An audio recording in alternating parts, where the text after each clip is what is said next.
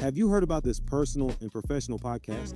Coaching in Session with your host, MichaelRearden.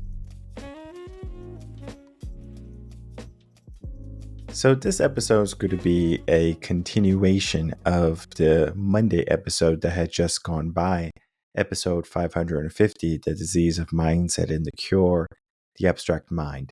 Now, when I was talking about that, it was about the blog. So the blog is going to have very specific type of topics.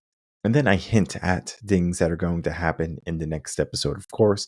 So there's many different things that I said in that episode that I'm going to reiterate in this episode, because now we're getting into what people truly want. They want to be that 1% or to have the lifestyle of that 1%. And the lifestyle doesn't mean that you have the Lamborghinis and the mansions and the vacations, but more so that you have the freedom. You have the freedom to choose exactly what you want to do. Do you want to go to work? Well, go to work. If you want to go on vacation, you can go on vacation. If you want to buy a yacht, you buy a yacht. However, many people, they dream of going on all these lavish vacations. They dream of having a big house or all of these fast cars, or maybe even owning a yacht or private jet. And you might ask, what in the world are these people doing in order to get this type of wealth?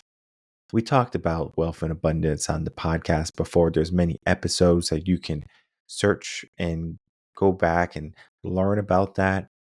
The truth is, we need to get into the mindset, and that mindset is going to be the 1% mindset. Now, I'm not sure if you saw last week's episode with a guest of mine, and he talked about the science of, his different patterns and boundaries and houses and how he compartmentalizes things with mindset. And of course, there's a significant amount of validity there. And one of the things he said that stood out to me is that mindset is only 1%, right? Because mindset is not backed by science yet. We can look at science in the recent years and just how accurate science has been. We look at the COVID-19 vaccine, for example, 99.9% effective against prevention of the COVID-19 illness or sickness. But guess what? It wasn't, right? So it looks like that 0.001% or whatever it was, it won, right? So the 1% is not going to be, something that we should laugh at or cough at. It's something that's going to be viable. Because if we think about like winning the lotto or something, right? How many people play the lotto? It's like a one in, I want to say 35 billion, no, it's not billion, it's 35 million chance to win. And I don't know how much for the jackpot, maybe like 300 million or something like that to win the jackpot. So you have better odds to get eaten by a shark, get eaten by an alligator, get struck by lightning, get in a car accident, and yet you're over here looking for just a chance at this moment of maybe an inceptual happiness, right? Because the money is going to bring you happiness. And sure enough, it's going to give you a heightened sense of homeostasis for a couple of months, right? 3 to 6 months around there. And then from there, you're going to have to navigate what you do. Now you have more stress. You have all this anxiety, fears maybe stepping in, because now you don't want to lose what you got. And heck, most people who are gripping onto that money, they're like, I don't want to lose it. I don't want to lose it. They don't have the financial literacy to keep it. So most of them just lose it anyway. So now you're right back to ground zero, right? You're back to step one. Well, what if I told you that today, that if we looked at that 1%, that's all we need to look at in order for us to understand what type of path we need to walk on? Now, I want you to think of it this way. If you had 100 different choices, imagine how daunting that would be, because one of them might be like the best choice in the world, and then all the other 99 might be something that you have to work really hard for. It might be something that is wrong for you. So you have 100 choices, and then there might be one perfect one or one ideal one for you. And that could be the 1%, right? That 1% is enough for you to understand that if you want to make some change in your life, you have to find and you have to look at that 1% and navigate toward that. Well, how in what is 1%, right? Well, let's financially look at 1%, right? The top wealthiest people in the world, right? The top 1%, right? I believe they're making something like over 600, $700,000 a year or something like that. And that's like the top 1% in the world, right? And that's from everyone in the world. So if you make over 700,000 around there, maybe a little bit more now because of inflation, it might be 800 now, right? That is going to say you're top 1%, right? So you're the top earner. And it doesn't mean that you're the top person living in the world, right? Because you might have a lot of debt, and I understand people who have more money, they leverage debt. Like rich people look at debt differently than people who are in the middle class, lower class, etc. So we're not going to get into the class systems quite yet. We look at if they have this income of being in the top 1%, it might not necessarily mean that they're living this life full of abundance and happiness and prosperity and wealth, right? Because you can make a lot, but then you can also spend a lot. I can't tell you how many people they blow millions of dollars on things, right? Houses and vacations and private jets. And they realize that, you know what? This is not something that I should be doing long term, right? And many rappers today, I hint at this quite a bit. They used to wear their wealth around their body, and some still do, right? They get their grills and they get their necklaces and stuff like that because it makes them feel better, I guess. Or, it's a persona, right? They do this so the kids can say, "Oh, I want to work hard like him. I want to listen to his music or whatever so I can learn from him," right? And then, of course, we fast forward 10, 15, 20 years, those same people are like, yeah, like I have maybe a bracelet, maybe a little necklace, a ring or something, but that's it. Like they don't have all this bling anymore. It's literally white tees, black tees, just t-shirts, some sneakers, some designer jeans or something like that. And even that outfit could cost thousands of dollars. Does that outfit necessarily mean that you're a 1%? Because I know undercover millionaires who will wear baggy clothes, holes in their pants and clothes. They're so stingy with their money and they have all of this money. Even the mindset that they give themselves is like, "Ah, I'm poor," like because they're comparing themselves to the people, their associates that they keep around them. And of course, you are going to be a proponent if you are hanging around people who are making more than you or are making the amount that you would like to make. So just hang around those people. How do you do it? Sign up for a country club, join tournaments, join mastermind groups. You're going to be able to find those individuals. They're there. Oftentimes, you're not going to know because they're not going to just be yelling, "I'm a millionaire and I make all this money," because at the same time, they don't necessarily need or want all of that attention. Let's begin to bring attention to that 1%, right? Because if I'm trying to make some changes in my life and I'm saying, you know what? It's difficult for me to make progress because to get that 1%, it requires so much challenge, so much struggle, maybe sacrifice. And, the 1%, it seems almost implausible, right? Because if you're thinking about what it takes to get to the 1%, it's a huge amount of effort, and many people have to change their current selves in order to get it. So, this 1% is not viable for many people. So, you know what many people say about the 1%? Oh, it's impossible. We can't get to the 1%. So, let's try to make those 1% people less than 1%, right? They'll still be 1%, of course, but we make it so the playing ground is even, right? So, even if we took everything away from those 1%ers, right? So, we take all their money, all their houses, all their cars, everything from them, right? And we distribute it to all the middle class, all the lower class people, all the people who are making less than $100,000 a year, whatever, right? So we're distributing this money, right? And everyone's so happy. It's almost like they got a stimulus check. I'm going to go buy a TV. I'm going to buy some clothes. I'm going to get my hair done, my nails done, and everything done. And sure enough, before you know it, that money's gone. So that money that was given to you, right? Because of course we're, equality and balancing is gone. What was necessary during that time was you needed to become more literate. You need to become financially literate. If you are uncertain to how to manage money or how to invest, of course you're going to have to figure out what you need to do. And many people, that's where they get stuck because they're making their way to the top 40, 50, 60%. That's easy, right? Go to college, get a 9 to 5 job, right? You can be that, those, the top 50, 55, 60% very easily. And many people stay there, right? I'm a little bit above average and, it's fine for me.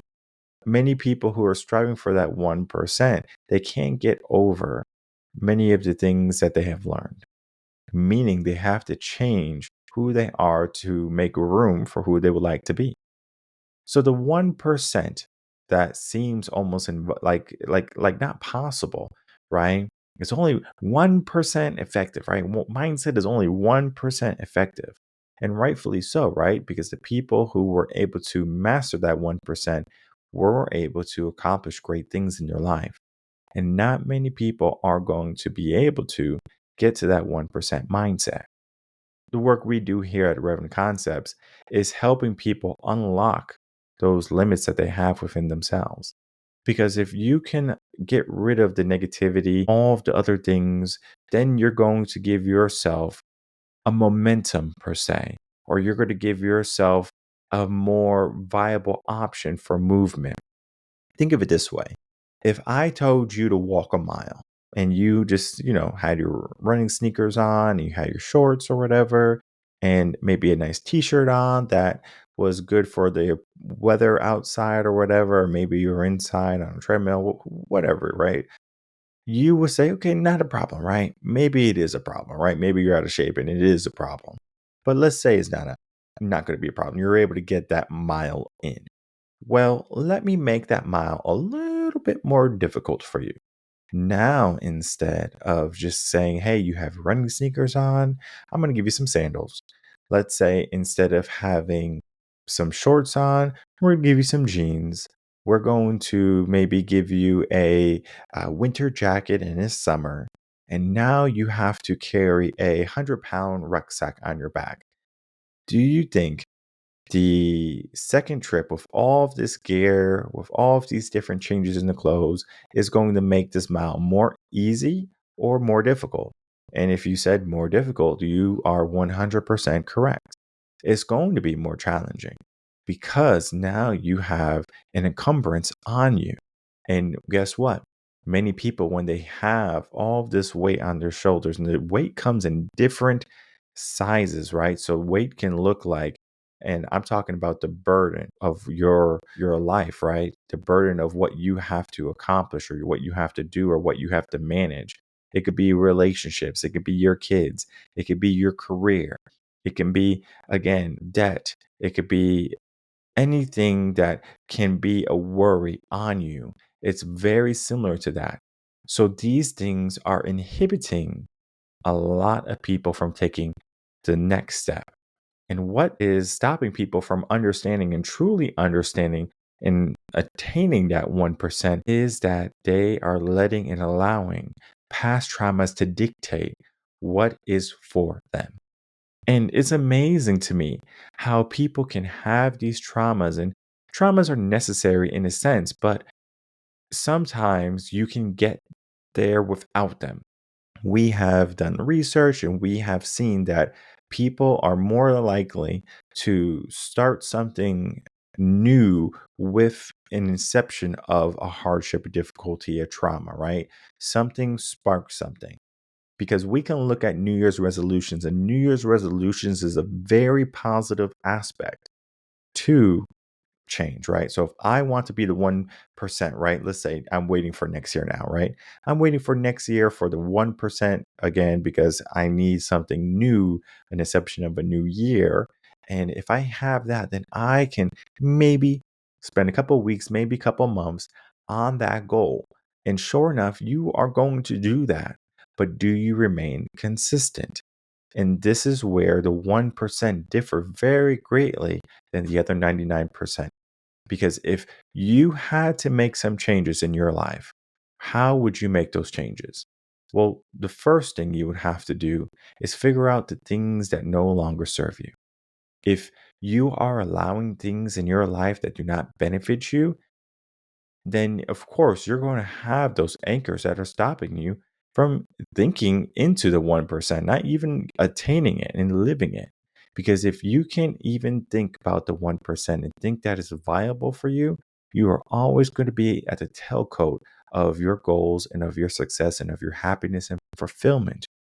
There are so many people who are looking for something else in life. They're dreaming of something more grandiose than what they're currently living. And there's nothing wrong with having visions for the future, that you would like something better, that you would like to get better, that you would like to become more skilled or more adept, or just to change a piece of yourself, because you understand that a small change can equate to big changes in the whole scheme of everything. Negativity and positivity is one of them. People who are thinking in the negative or thinking in their trauma or they're thinking within their limits, they are going to have a much more difficult time understanding the power of mindset. So, if mindset is this wonderful thing, why are more people not diving into it? Well, the answer is that many people don't want to do the work. Many people don't want to go through the failures because it is a numbers game in a sense. And I always say, like, if you have a coach, if you have a mentor, if you have someone there to help you, you mitigate so many of those blind spots. And it doesn't matter how many books you read. It doesn't matter how, how your parents were. It doesn't matter where you went to school. What matters is your current state of being and your current state of thinking. Because if you're coming from a negative place, if you're coming from a place where, you know what, nothing else matters, or if you're coming from a place where there's so much negativity around you, of course you're not going to be able to look at mindset and say that is a viable option. So you would say mindset is not the answer. Well, of course, mindset is not going to be the answer for you. You might need some therapy. You might need some counseling. You might need to do the groundwork, because it's going to take some time to get to that 1%. And if you are not mentally fortified to do it, it's almost like going on a hike. And let's say it's a really hard hike like Everest, and you did no training, like zero training. Well, you have to do some training, right? It doesn't have to be like crazy, but if you want to increase your chances of success, you are going to want to train in a diligent manner.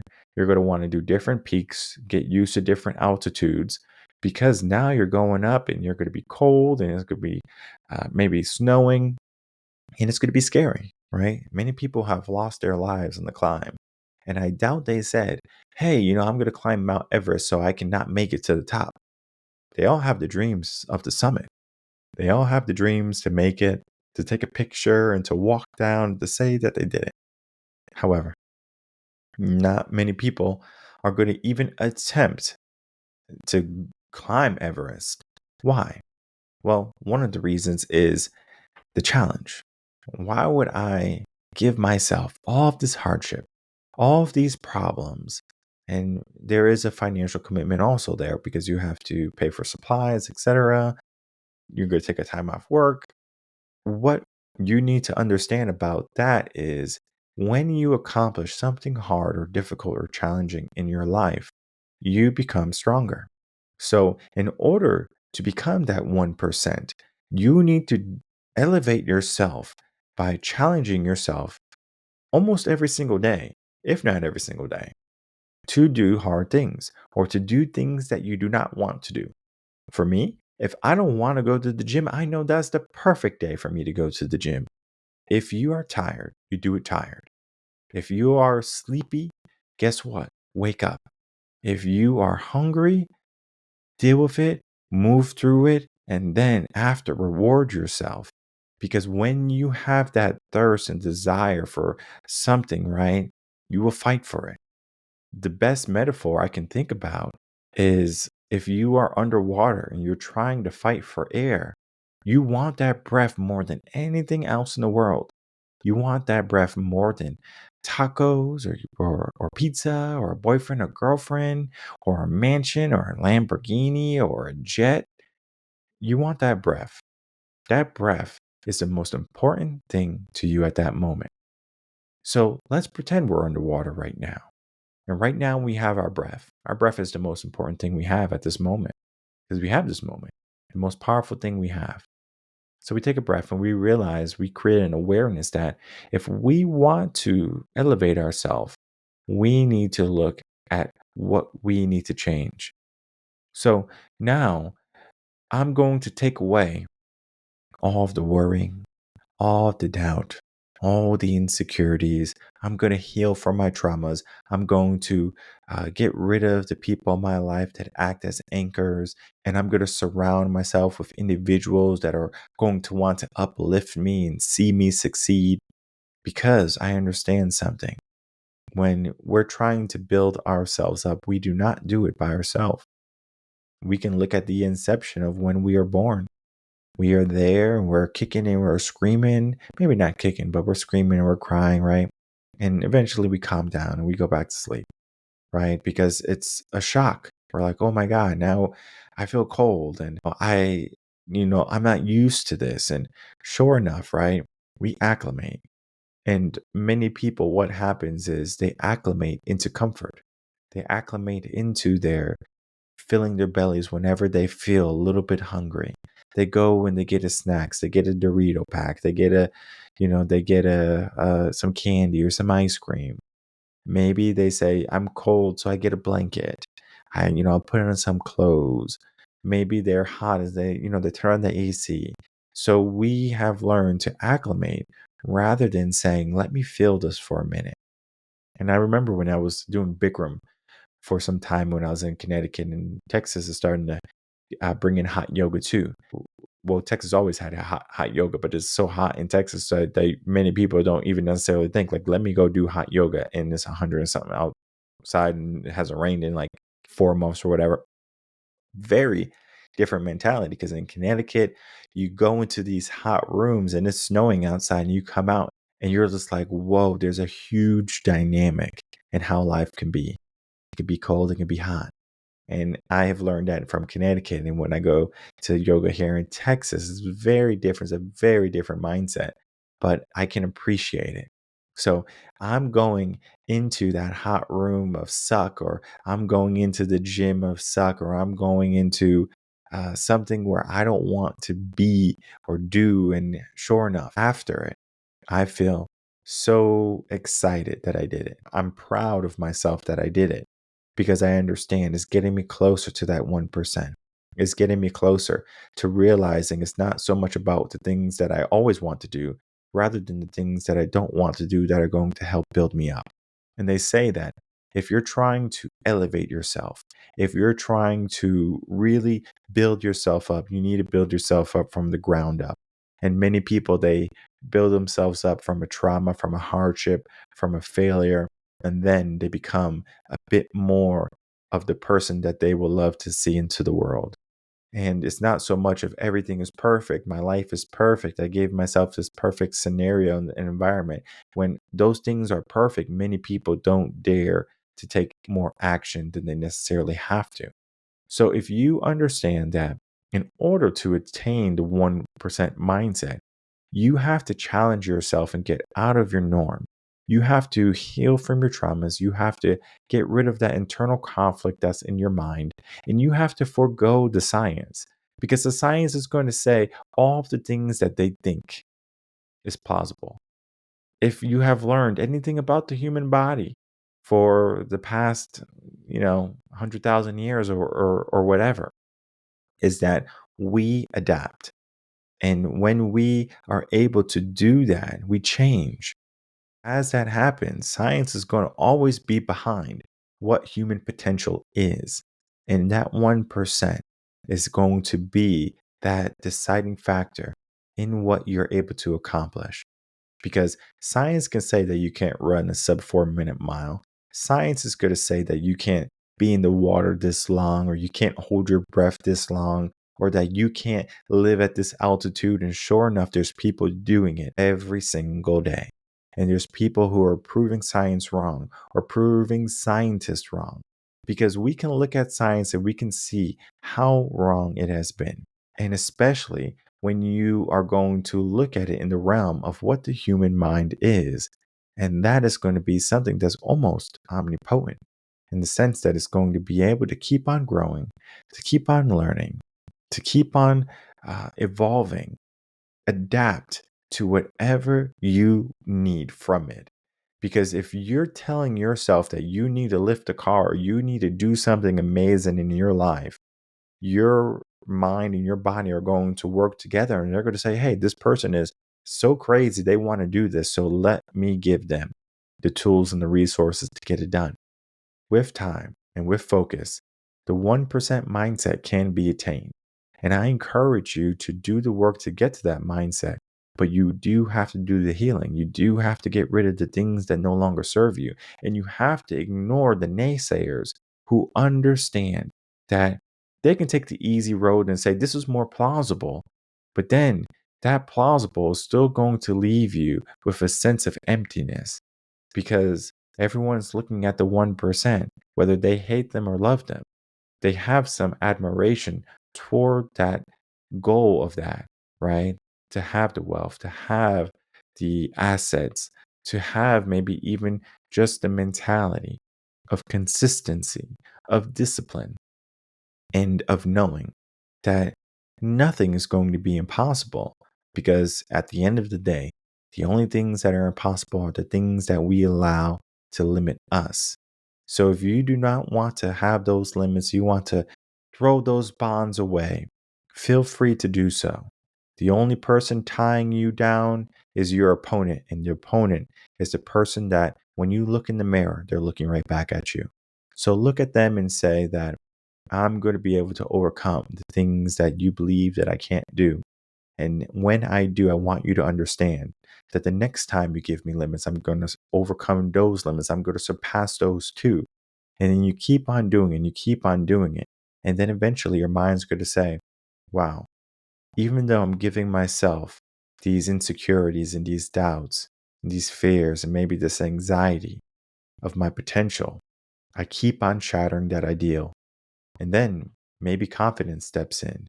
And confidence has different levels. When you can be confident in your next step, it becomes so much more powerful. So step into that power today. If you need some help, be sure to reach out to us, revenconcepts.com. Of course, like, comment, subscribe. It helps support the podcast. And then also, it helps to keep you in tune when we have new episodes come out, so you can continue with the mindset, because we're well on the way to 600 episodes, past 550 episodes. Mindset is not going to simply end at a certain point. Mindset is almost like the forever learner. We're going to keep on learning. We're going to keep on growing, because the 1% is always changing and the 1% is always evolving. We need to be able to keep up with that change. And that is the 1% mindset.